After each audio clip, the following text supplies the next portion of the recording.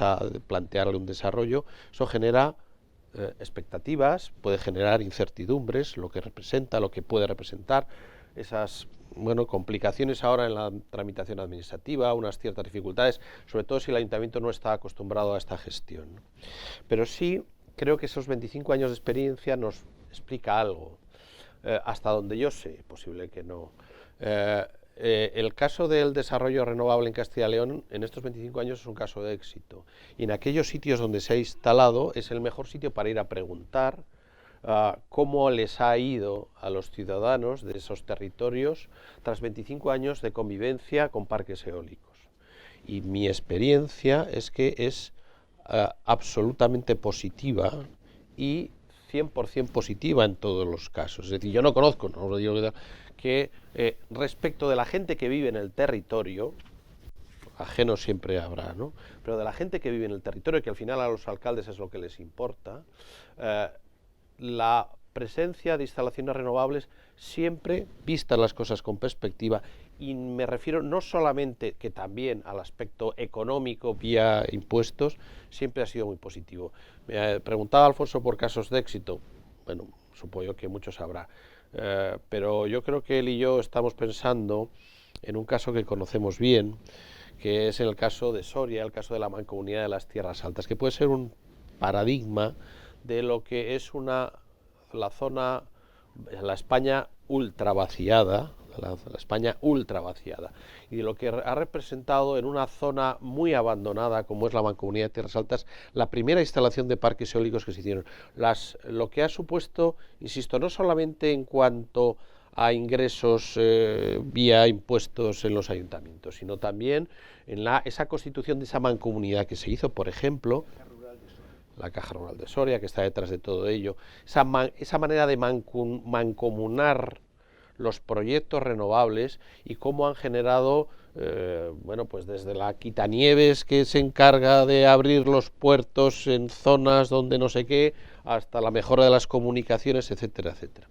Yo sí creo, y ya con esto termino, que va a ser muy importante, y eso lo hemos hablado hace poco en unas jornadas a las que asistimos, va a ser muy importante que los proyectos, alguien decía aquí, César, yo creo, el promotor va al terreno, tiene que explicar, debemos explicarnos bien.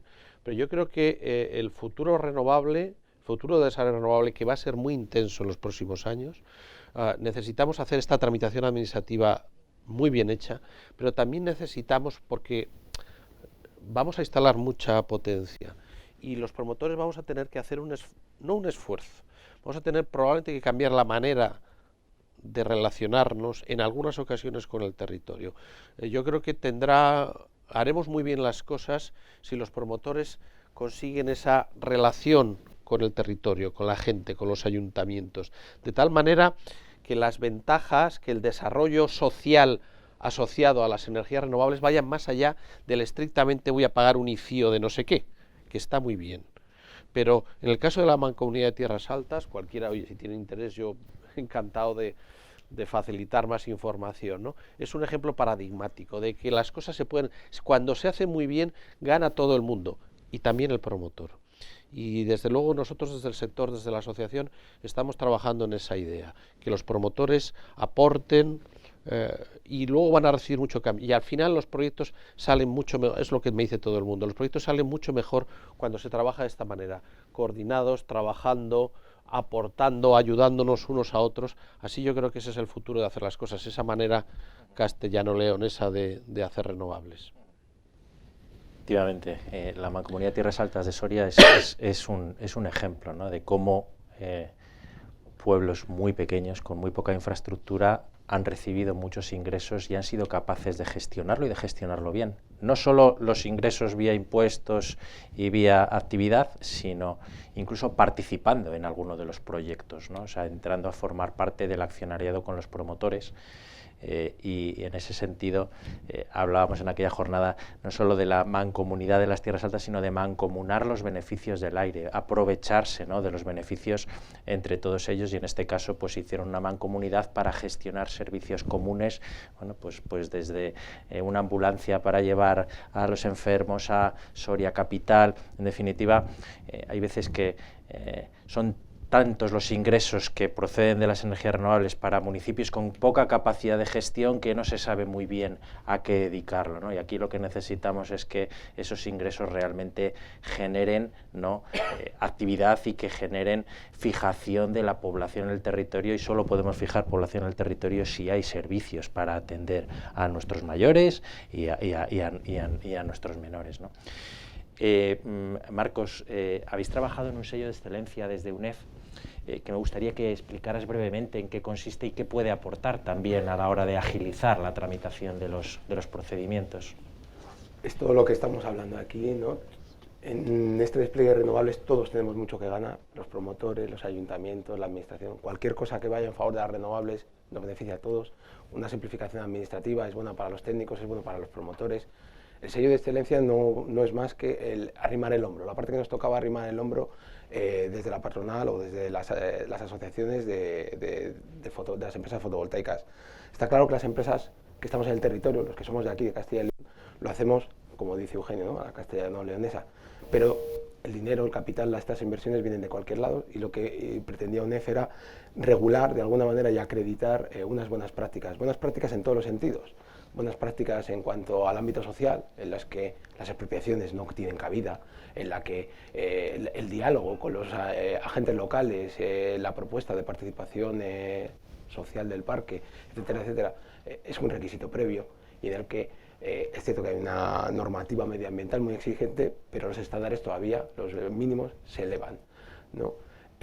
Todas estas buenas prácticas que UNEF plasmó en este sello de excelencia son acreditadas o son validadas por organismos de control acreditados, conocidos por todos, SGS, AP+, empresas certificadoras, por terceros que no son ninguno de los partícipes, ni es UNEF, ni es el promotor, ni es la administración. Y son una garantía de que el desarrollo está bien hecho, está bien ideado, está hecho de una manera respetuosa con los territorios que acogen estas instalaciones, y pueden servir a la administración como, no como una guía, pero bueno, como un plus de tranquilidad de que el parque no solo cumple lo necesario, sino además está bien diseñado, concebido en cuanto al territorio. Es cierto que requiere para los promotores un esfuerzo previo inicial, y pueden verlo muchos promotores como un retraso, pero a la larga, cuando aplicamos estas técnicas, ya no digo certificadas o sin certificar, simplemente cuando las haces propias del desarrollo, se consigue mucho menos oposición a los parques. De hecho, en la mayoría de sitios que se aplican los sellos de excelencia no hay ninguna oposición, y por lo tanto se recortan plazos. Sí que es cierto que deberíamos poner todavía mucho más énfasis en aquellas zonas en las que hay una concentración más alta de renovables, porque el promotor renovable no elige el sitio a capricho. Los proyectos de renovables se desarrollan donde hay acceso a la red, donde hay un enchufe, y muchos de estos sitios se concentran. El problema que hay en esos sitios generalmente es de impacto paisajístico. Entonces, lo que deberíamos todos es a lo mejor mejorar esas exigencias normativas, mejorar incluso el sello de excelencia, y ver cómo podemos reducir el impacto paisajístico, que es el punto más clave de todo esto.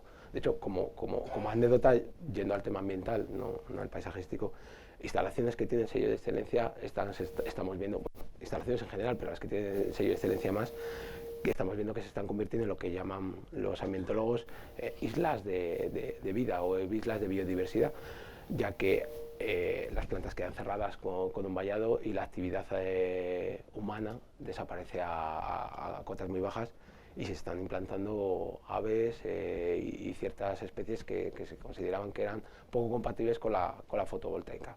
Entonces esto es una muy buena noticia.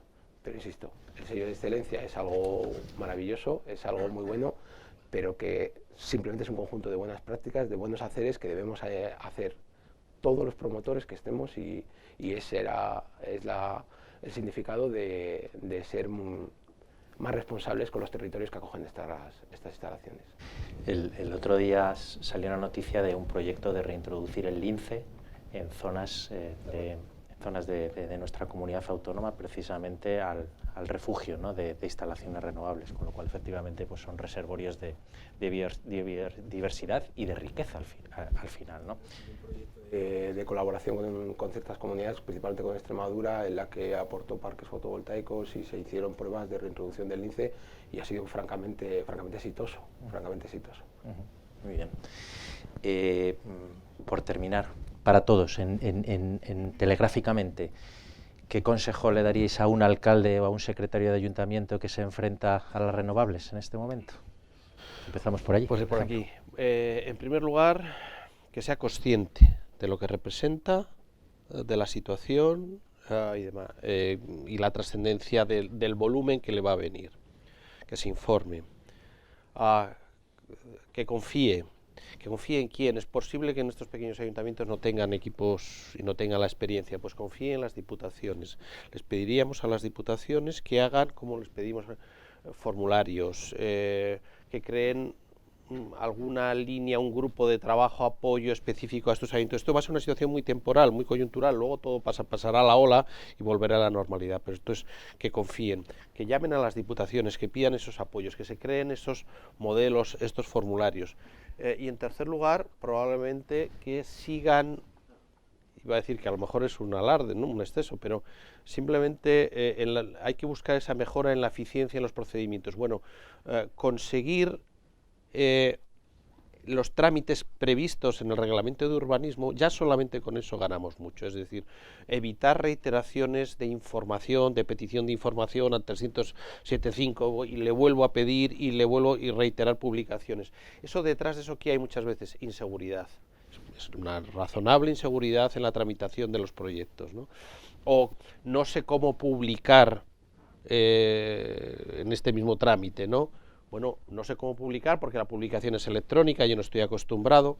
Pregunta, infórmate y ten la documentación preparada para cuando llegue y haya transcurrido el plazo tengas evacuado el informe. No reiteremos peticiones de información cuando no es necesario. Muchas veces sí que hemos detectado que detrás de todo eso hay una, pues lógica inseguridad que da enfrentarse a una tramitación compleja como puede ser esta si no tienes la experiencia previa, y esa seguridad se la va a dar o se la puede dar sobre todo los equipos de las administraciones. Y por nuestra parte, ya lo he dicho, reiteramos nuestra disponibilidad absoluta, queremos seguir siendo la comunidad líder, la comunidad de referencia en Castilla y León, y la manera de conseguirlo es aprovechar este momento, alguien ha dicho aquí, no recuerdo bien, un momento histórico que es el que nos puede determinar una implantación muy notable de la que luego tengo la absoluta seguridad que van a venir cosas muy positivas para Castilla y León. Estas cosas no pasan siempre en la vida y sería una triste desgracia que por problemas de intendencia administrativa no la aprovechemos. César. Bueno, pues remarcar lo que ha ido saliendo un poquito en esta jornada, que lo vean como una oportunidad, desde luego, una oportunidad pues de implantación económica, de implantación en el territorio, de asentamiento en una zona como es Castilla y León, bueno, pues con mucha despoblación que conocéis de sobra. Entonces, intentar verlo siempre con esos ojos, esa visión positiva. Y también, añadiendo a lo que comentaba Eugenio, bueno, apoyarse también mucho, yo recomendaría apoyarse mucho en los propios promotores. Es decir, al final, en esas etapas iniciales, pidiendo todo tipo de aclaraciones, pidiendo todo tipo de colaboración, al final, la mayoría de los promotores, bueno, lo que quieren va a ser que sus proyectos salgan, quieren los menos problemas posibles, quieren que vaya todo rodado, y no van a tener el más mínimo problema en colaborar. Con lo cual yo creo que ahí los que ya tenéis experiencia lo conocéis seguro más que de sobra, pero los que no, pues apoyarse mucho y pedir esa colaboración de los promotores en simplificar, aclarar, colaborar, en fin, todo eso, ¿no? Tranquilidad. ¿En serio? Dios mío, hitos, Dios mío, que nos van a hacer patrimonial. No, no estáis solos, que hay mucha gente que os acompaña, que formáis parte de un procedimiento muy garantista que al final os llega a vosotros. Y encima pensar en qué ocurriría, ya no solamente por el tema el tema administrativo y tal cual, sino si dentro de unos cuantos años han hecho una instalación en otros sitios y ellos se han llevado el beneficio y en este pueblo, en esta comarca no lo hemos hecho. Ese sentido de lo puedo hacer, no hay problema, estamos parte, pero que cuidado con las oportunidades que, como bien tú decías, se pasan. Marcos. Lo habéis dicho todos, es una oportunidad, yo creo que en ningún municipio se puede permitir dejarla pasar, pero que vea esto como una oportunidad a largo plazo, no es un pelotazo, no va a venir aquí la gente, va a construir, se va a marchar, el parque va a quedar, 25 años esperemos que sean pocos, ¿no? Y que utilicen este personal que se va a quedar formado, este dinero que va a llegar, para que de verdad sea transformador del municipio y que cree servicios que puedan fijar población y que mejore la vida de los que hay. Que aprovechen esta oportunidad, pero siempre con esta mira, y que nos utilicen a los promotores, que vamos a estar encantados de ayudarles en el trámite, pero también de ayudarles en cómo nosotros, con los recursos que vamos a poner allí, podemos ayudar a transformar la vida de sus ciudadanos y del municipio y cómo mejorarla. Pues abusando de vuestra disponibilidad, de vuestros conocimientos, yo abro un turno de preguntas por si alguien quiere preguntar alguna cosa a cualquiera de los ponentes, sentiros libres y aprovechar la oportunidad. Quiero decir, creo que seguro que hay alguna duda, alguna pregunta.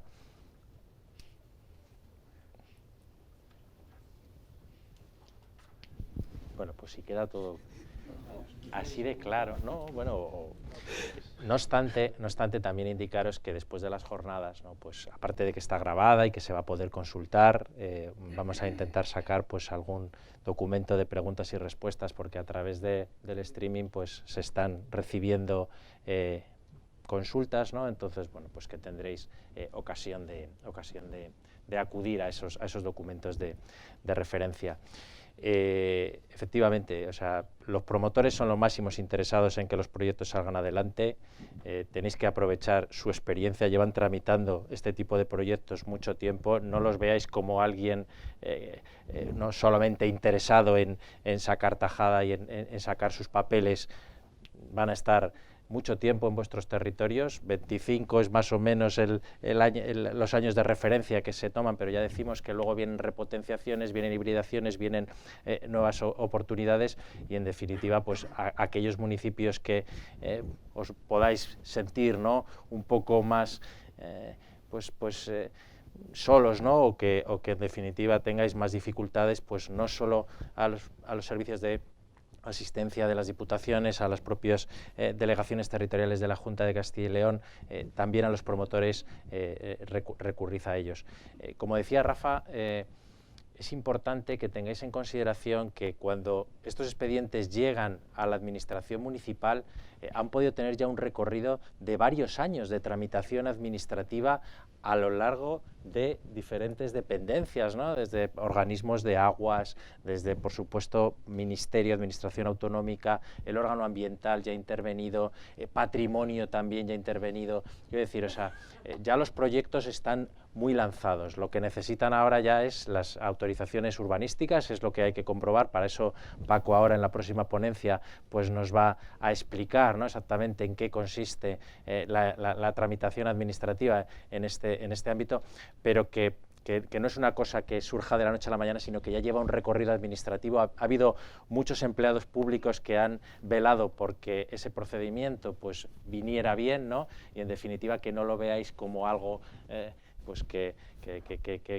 me sobrepasa, que me excede, sino todo lo contrario, como una oportunidad que llega a vuestro municipio y que en un futuro pues probablemente nuestras generaciones venideras, ¿no?, pues agradezcan el esfuerzo de los que hicimos posible que estas instalaciones pues se quedaran en nuestra comunidad autónoma y no se marcharan a otras zonas del territorio. Y para mí ha sido un placer moderaros, muchas gracias, y le damos paso a la ponencia de Paco de Pablos.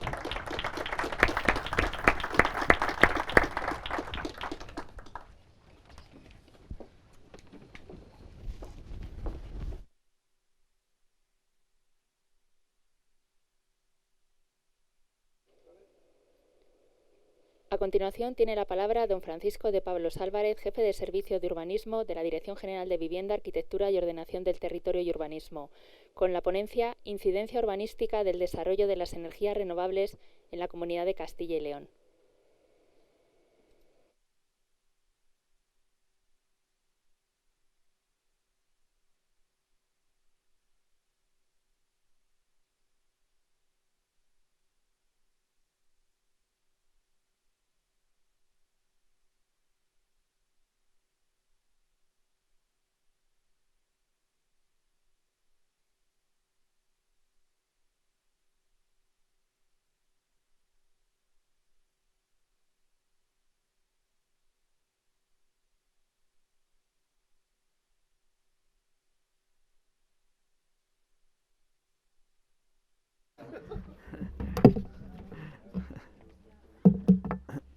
Bueno.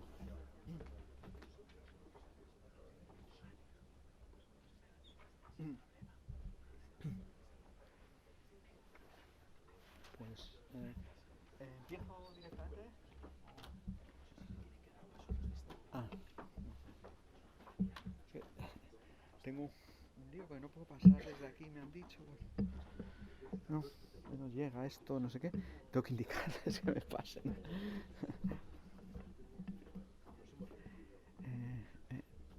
No sé si ya está, si puedo empezar.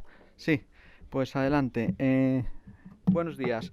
Yo soy Francisco Pablo, soy jefe de Servicio de Urbanismo de la Dirección General de Vivienda, Ordenación de Territorio y Urbanismo de la Consejería de Medio Ambiente y Vivienda y Ordenación de Territorio. Y bueno, voy a hablarles básicamente de la tramitación administrativa, que digamos es la parte un poco compleja, porque es de carácter general, de este tipo de instalaciones que bueno, actualmente pues tienen tanto interés. La charla va a estar estructurada de esta manera. Empezaré pues hablando de una pequeña introducción que iré rápido, trataré de pasarlas rápido estas diapositivas. ¿Por qué, en qué contexto se ha establecido la actual normativa y por tanto los procedimientos administrativos son resueltos de una manera lenta para algunos, demasiado rápida para otros, pero que en todo caso cómo se ha ido especializando. Y en el caso de urbanismo, pues una de las tesis es esa, ¿no? Que no se ha adaptado con la suficiente agilidad, unas normas que estaban pensadas pues para otro tipo de construcciones, instalaciones de menor entidad, y por tanto el procedimiento sigue siendo el mismo, que es muy parecido desde el año 56, digamos, pero sin embargo no son iguales. El objeto de autorización, la tramitación es más compleja por las superficies ocupadas, por el número de parcelas, por las líneas que luego también afectan a veces a varios municipios, y el procedimiento pues no ha sido ajustado a esa manera, que está, digamos, pensado para naves ganaderas, naves agrícolas, otro tipo de construcciones, que eran las características de las actividades económicas del medio rural, del suelo rústico del medio rural, que es básicamente lo que voy a hablar, aunque bueno, hay instalaciones que todo el mundo conoce para uso autoconsumo en el suelo urbano, pero bueno, esas son un tipo de instalación más sencilla de trámites no tan complejos. Bueno, entonces lo primero, y se puede ir siguiendo por ahí la parte de la conferencia que estamos, bueno, en cuanto a la transición y los fundamentos para, como digo, este uso del suelo. El uso del suelo rústico, como veremos, básicamente tiene una exigencia que luego se va formulando a través de los instrumentos de planeamiento urbanístico, la normativa sobre uso del suelo del Estado, la normativa urbanística de la comunidad autónoma y las determinaciones que contienen, y veremos cuáles son los instrumentos de planeamiento urbanístico que regulan el régimen jurídico y por tanto el régimen de uso del suelo rústico. Pero los fundamentos primeros son todos estos, que iré pasando rápido, puesto que no es una charla especializada en esto, sino que trataré de centrarme más en la parte urbanística, como hemos visto en la estructura. Pero bueno, todo empieza aquí, en estos documentos europeos, en primer lugar internacionales, el Acuerdo de París, que España se compromete en enero del 2017, y otros 100 países que básicamente es una determinación común por hacer frente al cambio climático, y con objetivos distintos de mitigación y adaptación, pero básicamente el que nos ocupa ahora y tiene desarrollo luego en las legislaciones europeas, nacionales y de las comunidades autónomas, es el reducir las emisiones de gases de efecto invernadero, sobre todo de CO2, ¿no? Que es el factor que se considera que contribuye al calentamiento global. En consecuencia, pues en primer lugar el Pacto de París, luego este Pacto Europeo Verde, que tiene una serie de objetivos que tienen que ver con la descarbonización. En concreto, posteriormente, el objetivo 55, que hay 2 hitos temporales, en el año 2030, donde se trata de llegar a estas reducciones, el 55% de las emisiones de gases en Europa, y posteriormente habrá una fase más adelante, en el 2050, que se trata de la descarbonización completa o la neutralidad respecto a las emisiones. Todas las directivas europeas se citan, por eso dejaré la ponencia para que quiera leerlo con más detalle y tener las referencias, pues estas directivas del Parlamento, de la Comisión, comunicaciones, y la última de ellas, pues esta de octubre del 23, que establece las últimas porcentajes de producción de producción de energía renovable o del consumo y de las emisiones. Luego van teniendo carácter, horizontal, y afectan a distintos sectores. El que mejor conozco, obviamente, es el urbanístico y el relacionado con la edificación. Pero en transportes, la industria, la agricultura, también hay medidas o planes complementarios a los que se verán. En este contexto, europeo, pues llegaron ¿no? El Acuerdo de París, pero llegó la pandemia y por razones de origen económico, pues se plantea no responder a la crisis económica que se había producido con medidas restrictivas de ahorro, sino de gasto, y en concreto gasto relacionado con un objetivo principal, que era las medidas contra el cambio climático, el calentamiento global. Y en este contexto, ya más reciente, pues en el año 2021, pues España presenta para recibir los fondos europeos este plan de recuperación, transformación y resiliencia, que algunos de sus objetivos, directa o indirectamente, tienen que ver con la descarbonización. Como he citado, en el sector de la construcción, pues básicamente las decisiones de ejecución del Consejo, algunas de ellas están ahí, no tienen tanto que ver, obviamente, en el sector de la construcción con la producción de energía, sino con la reducción del consumo necesario ni tampoco con el transporte, ¿no?, el coche eléctrico y otras cosas, sino con la reducción de los edificios, de las viviendas, que el parque de viviendas de España, pues se trata de reducir en las construidas cuando no se utilizan los aislamientos y demás, anteriores a los años 80, la rehabilitación energética mediante la mejora de las envolventes térmicas con medidas de mejor aislamiento y, por tanto, reducción del consumo. Ahora todas las ayudas en este campo, las que administra la Dirección General, que recibe los fondos europeos a través del Estado, tienen que ver con la reducción, y ahí se dice, pues el objetivo siempre es el 30% de la energía primaria. Cada vez que se quiere acceder a una subvención para rehabilitación de viviendas, debe verificarse que después de la obra el consumo de energía y directamente la emisión de CO2 va a haberse reducido, o bien por menor consumo, o bien porque las fuentes de la energía, la autoproducción o la que sea, otras, o biomasa, otras, produce menos CO2, y todo suma en el balance que el país tiene que presentar cada 5 años ante la Unión Europea.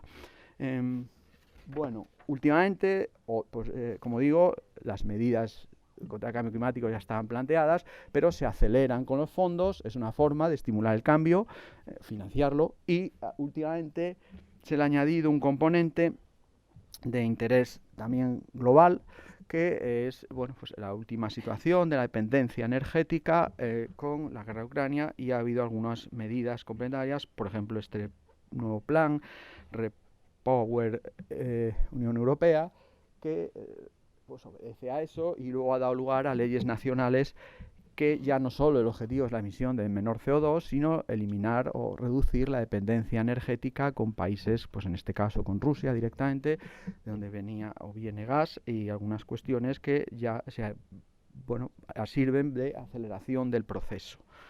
Bien, esto en cuanto al panorama internacional. Por favor, pase. Y bueno, pues simplemente en todas estas normas europeas siempre, digamos, está el impulso de las energías renovables, como digo, por reducir las emisiones de CO2 básicamente, pero también últimamente con un objetivo complementario o directo también ahora, que es la reducción de la dependencia de países y una mayor autonomía económica del Estado. Supongo que lo han contado antes. En este contexto, la región tiene un papel importante por sus características que hasta ahora y en general suelen ser una debilidad, es decir, un gran terreno con un difícil gobierno del territorio, por digamos, una gran dispersión de municipios, 2.248 municipios en 94.000 kilómetros cuadrados, una densidad muy baja, y por tanto tiene una parte, como digo, de problema, de debilidad, pues también es una oportunidad, teniendo en cuenta que las superficies que existen no todas albergan usos que deban mantenerse. Es otro sector importantísimo, el sector agroalimentario, pero la oportunidad de la energía ya ha sido una gran colaboradora, ¿no? Digamos, la comunidad en las necesidades energéticas del país. Todos conocemos el carbón, las hidroeléctricas, y actualmente esto, pues las fotovoltaicas, las grandes instalaciones fotovoltaicas o los grandes parques eólicos, es un lugar adecuado y en el que existe un territorio que actualmente pues ya se produce más por fuentes renovables que el total del consumo eléctrico, ¿no?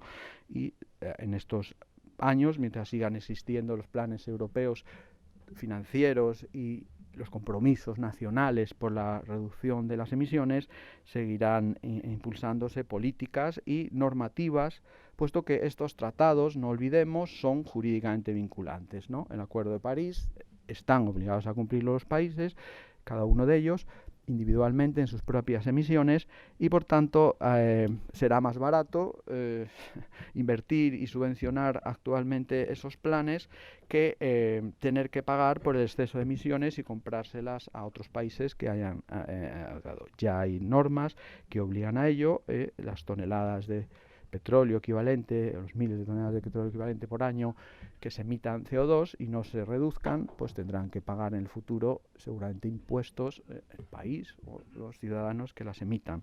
Entonces, todas las políticas, si primero se plantean en un marco teórico basado en la ciencia, pues finalmente acaban siendo normas de aplicación directa. Bien, en este contexto europeo pasamos al contexto del Estado, ¿no? El Estado, una de las normas que empieza a desplegar esto, pues es sobre todo esta, la Ley 721 del Cambio Climático y la Transición Energética, donde ya se formulan unos objetivos concretos mínimos para el año 2030, para poder reportar a Europa que hay unos indicadores determinados que en los informes que se tienen que presentar, pues están ahí.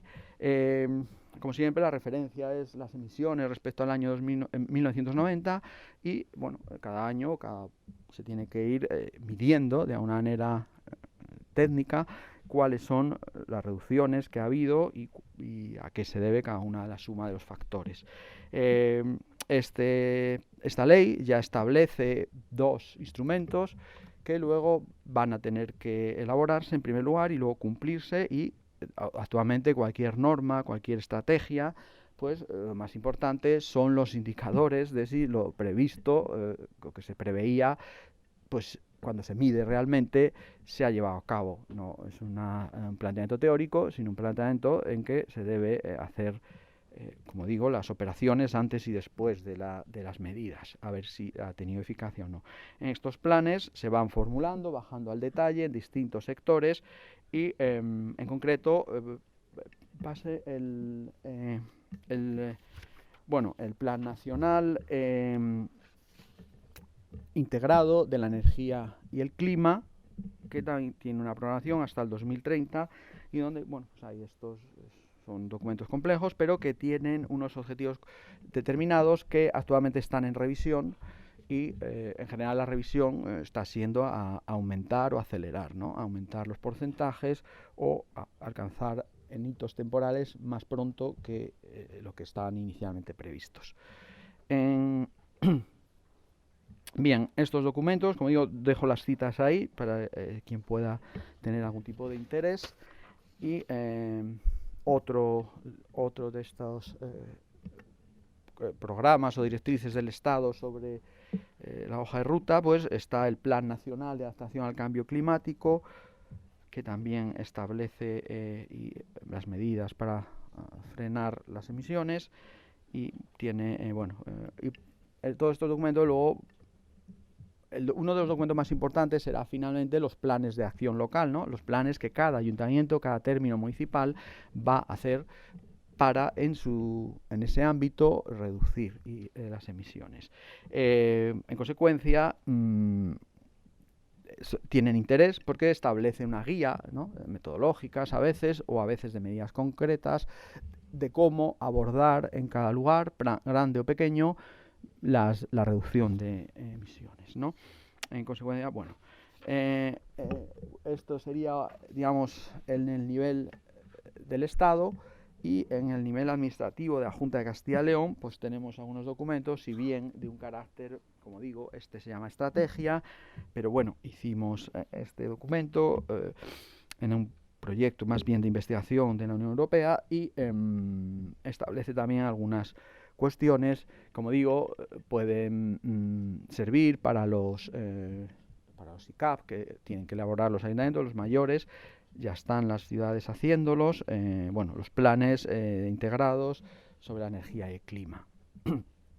Y aquí, pues como digo, se van explicando algunas cosas, en este caso en el ámbito urbano, que es donde más emisiones se producen, obviamente, y más puede ser eficaz las medidas. Aunque nunca olvidándonos el medio rural, ¿no? Y el medio donde se producen menos emisiones, pues la eficacia es menor. Pero además de por ejemplo, de otras consejerías, este documento creo que aún no está aprobado, pero también maneja unos números mucho más precisos sobre pues las emisiones de toneladas equivalentes de petróleo, sobre la energía primaria y sobre la eficiencia. Hay unos números, yo creo que esta estrategia, que es una revisión de la del 2021, no está todavía jurídicamente establecida, pero bueno, como ese carácter estratégico de planificación sirve para orientar los expedientes o las cuestiones concretas que ya veremos. Por último, el último documento, que estamos ahora en su elaboración, adelante, pase por favor.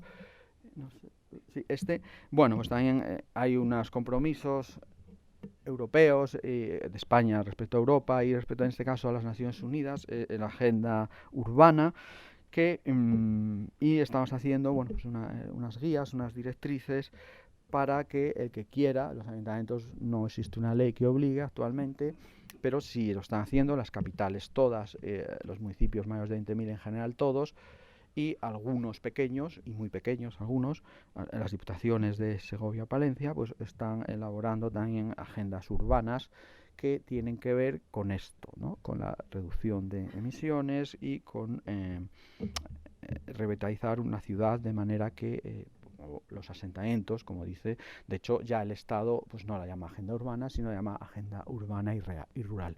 Y entonces se trata de establecer planes concretos que, en lo que se refiere al uso del espacio, puedan dar modelos más eficaces o más eficientes respecto a la energía y el clima. Bueno, en definitiva, esto está ahora en procesos de elaboración, se está presentando, se presentó el lunes en concreto, la primera vez, y seguiremos avanzando, y tiene que ver con proyectos en los que estamos comprometidos, en proyectos europeos, donde también, bueno, pues, tratamos de investigar con otros países en conjunto. Bien, pasamos ya al urbanismo, ¿no?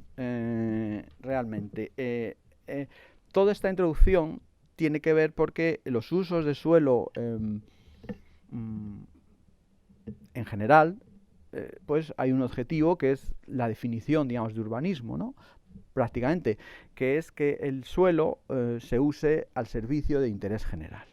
Eso sería el único objetivo que existe en el urbanismo, en los planes, en las leyes, y por eso he explicado cuál es el interés general que está detrás del despliegue de las energías renovables.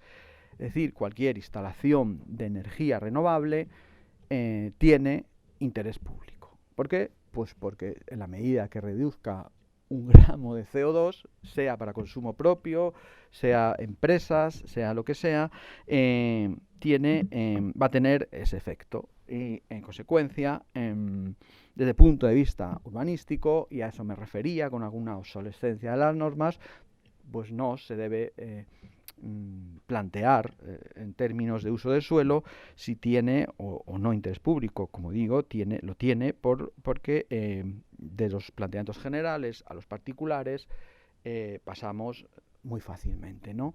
Y no están los planes, salvo en ciertos lugares que todas las leyes van diciendo, salvo que afecte a otro interés público, y de manera que un proyecto concreto tenga efectos negativos contra otro bien igualmente protegido, como pueda ser el clima o las emisiones, la contaminación o la propia energía como elemento necesario para la calidad de la vida humana, ¿no?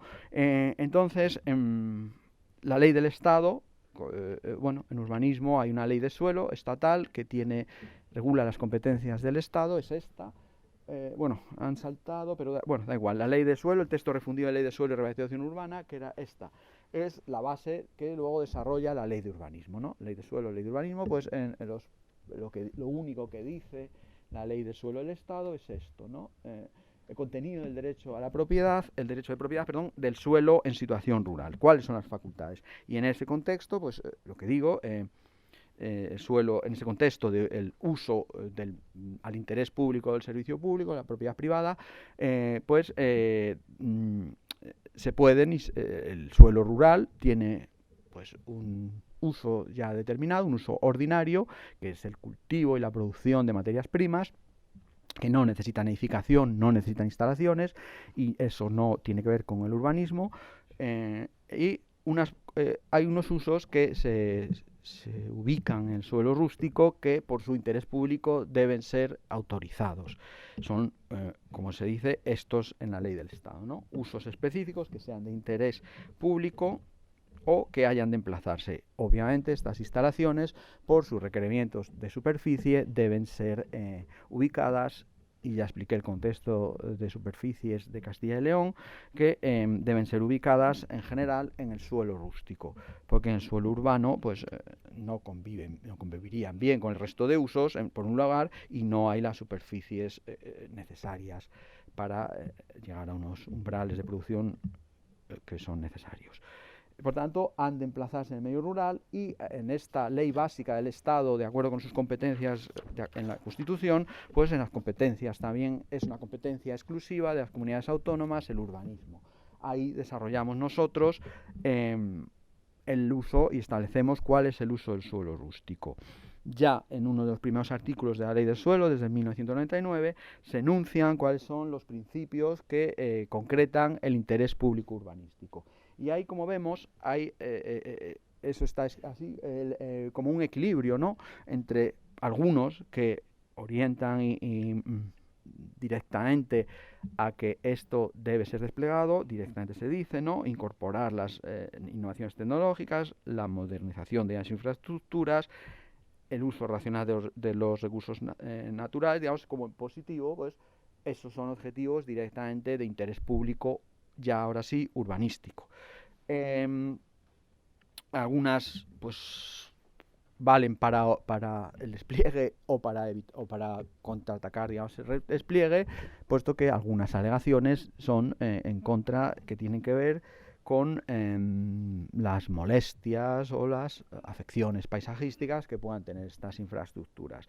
También está en la ley la protección del medio rural, la protección del patrimonio, pero bueno, en realidad esos son los límites, ¿no? Siempre que no exista uno de esos límites, pues es de interés público, puesto que estaría en la parte, digamos, señalada en azul.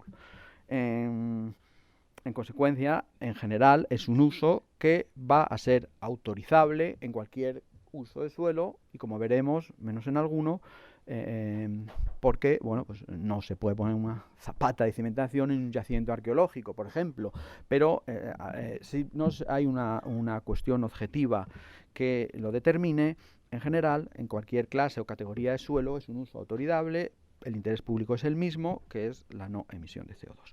Vale, entonces, en ese contexto de actividad urbanística pública, como veremos, las determinaciones que establecen los planes deben ser orientadas a que sea compatible y que la regulación pues se establezcan unos parámetros mínimos y razonables que puedan ser cumplidos. Pasando ya a la traslación en nuestra ley de la ley del Estado, la anterior, por favor, la anterior, sí, ahí. Bien, entonces nosotros, nuestras normas son la Ley de Urbanismo de Castilla y León y el Reglamento de Urbanismo. En la Ley de Urbanismo ya aparece en la relación de usos, la división es el número 1 y el número 2, insisto. El 1 es la agricultura, la ganadería, la madera, todo eso, no es un uso urbanístico del suelo, es el uso ordinario. Y el otro uso, que llamamos excepcionales, son cualquier construcción, instalación que se deba ubicar en él. Son estas que están ahí relacionadas y la que está señalada en rojo, pues es la que la ley dice de esa manera un poco rara, en principio, obras públicas e infraestructuras en general, que luego veremos que infraestructuras en general, cómo lo desarrollan en el reglamento, porque en realidad la ley dice muy poco y está todo en el reglamento. En el Reglamento de Urbanismo de Castilla y León está el desarrollo legislativo y es donde se precisan todas las definiciones, los conceptos y la aplicación en los procedimientos de autorización. Adelante, por favor. A ver, sí. Bien, esto, digamos, esto es aún de la ley, está ahí.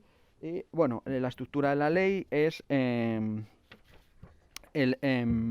hay 3 clases de usos, ¿no? La ley establece unos usos que son permitidos. Los usos permitidos son los directamente relacionados con la tierra, con las explotaciones y actividades ganaderas, agrícolas, las naves agrícolas en el suelo rústico común, es un uso permitido, y los usos sometidos a autorizables son aquellos en los que hay que verificar caso a caso si tienen o no interés público, una ubicación concreta en un sitio geográficamente identificado.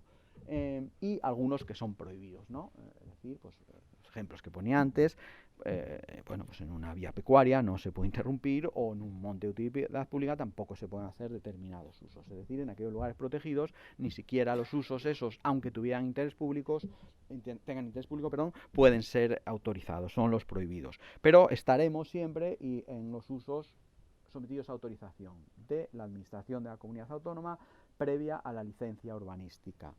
Cualquier construcción o instalación está sometida a licencia municipal, por la Ley de Bases de Régimen Local, la concede el alcalde en general, y en el caso del suelo rústico veremos en qué municipios sí y en cuáles no, porque hay unos que puede ser el propio ayuntamiento, los mayores, digamos, que tienen plan general adoptado, pero en la mayoría de los municipios de la comunidad, pues previo a la licencia municipal tiene que haber una intervención administrativa de la comunidad autónoma, que es la que vamos a explicar o repasar, y que antes de la licencia pues tiene que verificarse si dos cosas, ¿no? Si tiene interés público o no, y si cumple los parámetros del planeamiento, que luego pasaré y relacionaré todo el planeamiento que es de aplicación en los 2.248 municipios de Castilla y León. Bien, en consecuencia, por eso hay una intervención de un órgano colegiado, que son las comisiones territoriales de medio ambiente y urbanismo, que hay en las 9 provincias,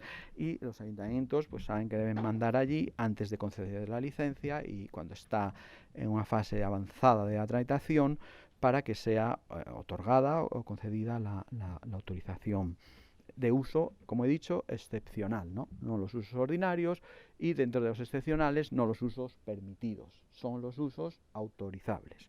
Bien, en esto, pasando por favor, ya, como dije, había un enunciado muy básico, infraestructuras, lo llamaba la ley del Estado, la ley de urbanismo, pero el reglamento de urbanismo de Castilla y León ya establece con más precisión esa definición de obras públicas e infraestructuras, y en concreto esta que hoy nos ocupa, ¿no? La producción, transporte, transformación, distribución y suministro de energía, de toda energía, de cualquier energía, las renovables, las no renovables, porque antes había obviamente electricidad, gas, otras fuentes de energía que estaban, y el lugar adecuado para la ubicación es el suelo rústico.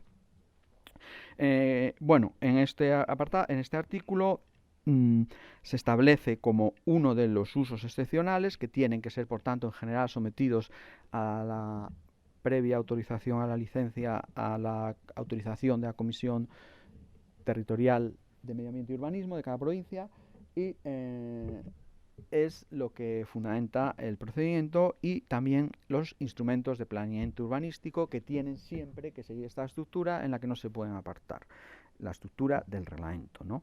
Es de mínimos, pero en realidad debería ser de máximos, o es de máximos también, puesto que en general cuando alguien aumenta en los planes el grado de prohibición, probablemente esté afectando negativamente al interés general, y es difícil que se aumenten, se restrinjan, salvo que objetivamente el suelo tenga motivos para que un uso sea un uso prohibido. Ahora lo veremos en esa estructura: usos permitidos, usos autorizables, usos prohibidos, cada uno de estos 10 usos, cómo deben estar en cada una de las categorías de suelo. Bien, son estos artículos de la ley y el reglamento, y en mi bueno, eso se deja aquí en la ponencia, pero esos códigos de color, verde permitido, amarillo y sepia prohibido, ¿no? Vamos a estar casi siempre en los sometidos a autorización. En esas son las categorías que establece nuestra ley, desde el suelo rústico común, aquel en el que caben más actividades, hasta los que tienen mayor protección, que quizás serían los de protección natural, los de protección cultural. Y entonces todos los usos que están establecidos en el artículo 57, en los planes debe decirse, bueno, ya lo dice el reglamento, pero debe decirse en los permitidos y en los autorizables cuáles son los parámetros, la ocupación, los retranqueos, la parcela mínima, como ya veremos, que deben tener para esos usos que están o bien permitidos. Permitidos, en realidad, lo que quiere decir es que con la licencia municipal es suficiente. No es necesario pasarlos a la Comisión Territorial de Urbanismo. Y los sujetos a autorización son los que pasan por las comisiones territoriales de urbanismo, o no en los planes mayores, de los municipios mayores, donde no es necesario. Bien, adelante. Esta es la matriz, un poco compleja, porque como ven hay 12 usos excepcionales que estaban en el artículo 57. Se ha añadido otro que vemos muy interesante, está en la ley, en una reciente modificación del 2023. Es esa columna que está como en rojo todavía, porque no está desarrollada en el reglamento, lo estamos haciendo ahora, que son las industrias agroalimentarias, que creemos que deben apartarse del régimen general de las otras industrias, puesto que contribuyen a la lucha contra la despoblación y otras cuestiones.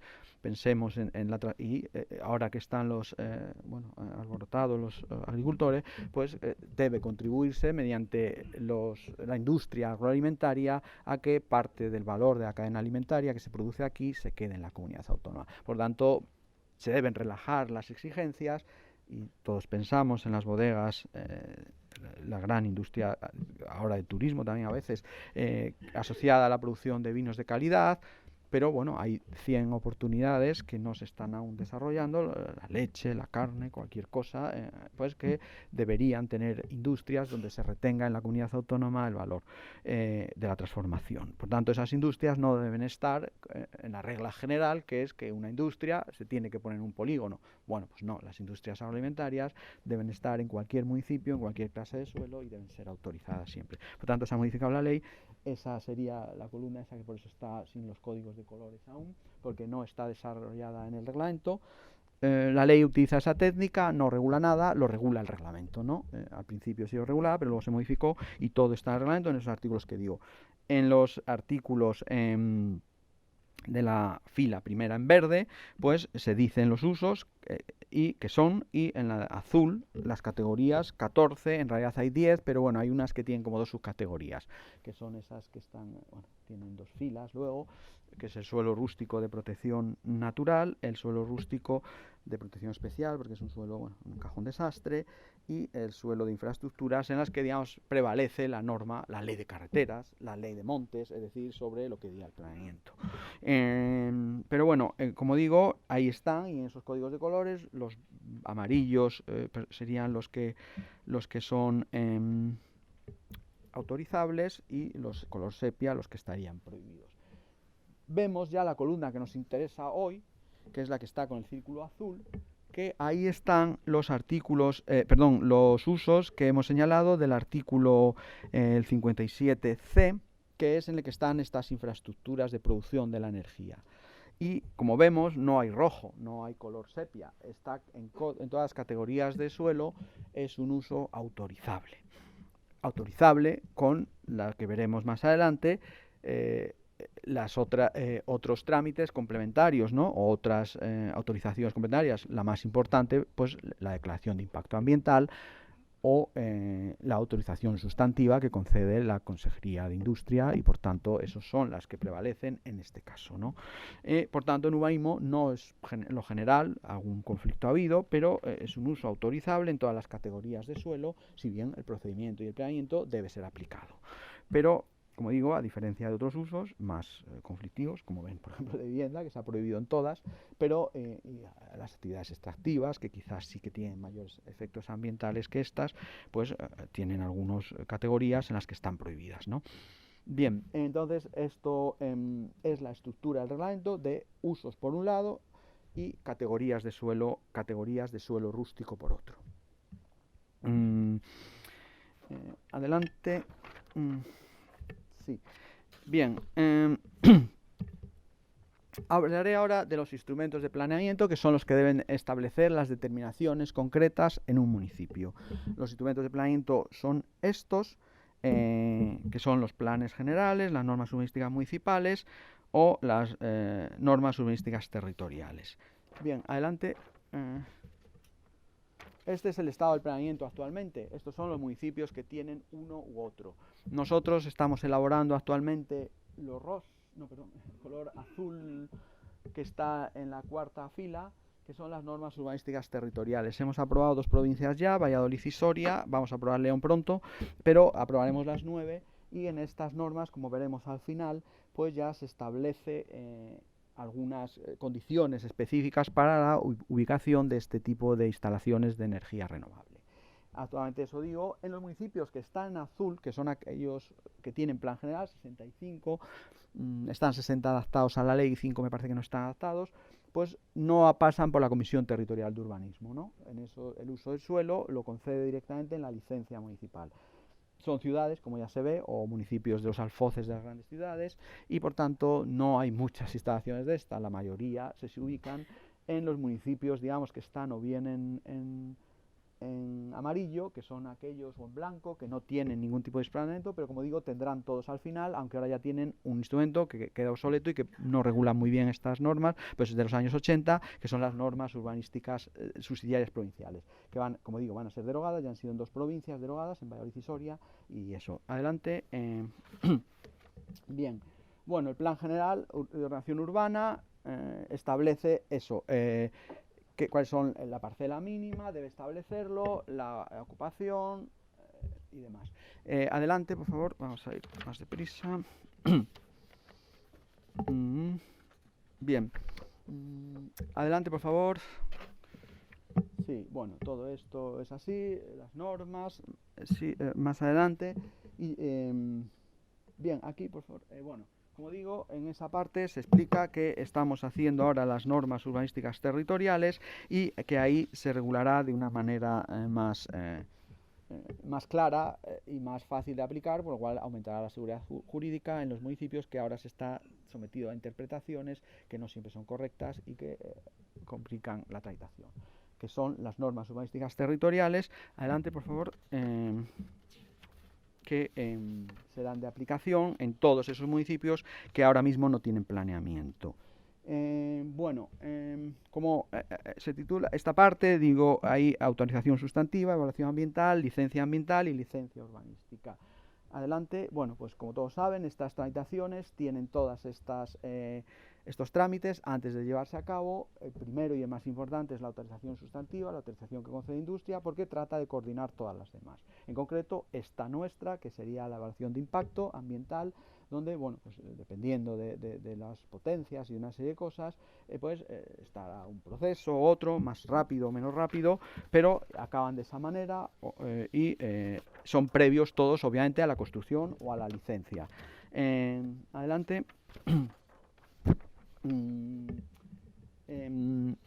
En esto, bien, bueno, en este contexto, ya digo, bueno, la evaluación ambiental, y recientemente ha habido dos normas, que es esta que se cita abajo del Estado y la que veremos luego, que tratan de racionalizar, simplificar y hacer una mejor coordinación del procedimiento para estas instalaciones. Es esa regla del Estado para las que, bueno, básicamente ellos evalúan. Y adelante. En la normativa de Castilla y León, pues básicamente el decreto 2/2022, que ha establecido de esta manera, en estos artículos, cuáles son los lugares donde no se deben poner, ¿no? Hay unos mapas que están en la infraestructura de datos espaciales de Castilla y León. Adelante, por favor. Que es esto, que tiene acceso fácil, que se puede consultar por el sistema de capas, donde están las capas de la información geográfica en los lugares que se han considerado vulnerables, que son los que dice la ley, pues lugares medioambientales o unas líneas equidistantes a los perímetros urbanos de 500 metros para las fotovoltaicas o 1000 metros para las eólicas, donde antes se ha establecido un procedimiento de una consulta previa a la evaluación ambiental que debe ser resuelto en un plazo breve, de manera que se tramite solo aquellos que son compatibles con estos mapas que se ha hecho en toda la comunidad autónoma de los lugares en los que son zonas de exclusión y que deben ser excluidos en el procedimiento de evaluación ambiental y denegados, ¿no? Si se plantea. Evidentemente, con las excepciones que se contemplan, no es lo mismo las propias infraestructuras que sus cables, digamos, que tienen que ir soterrados de evacuación o de conexión con los centros de transformación. Adelante.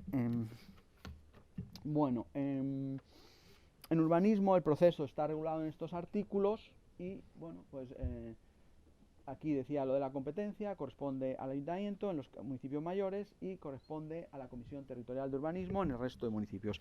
Adelante. El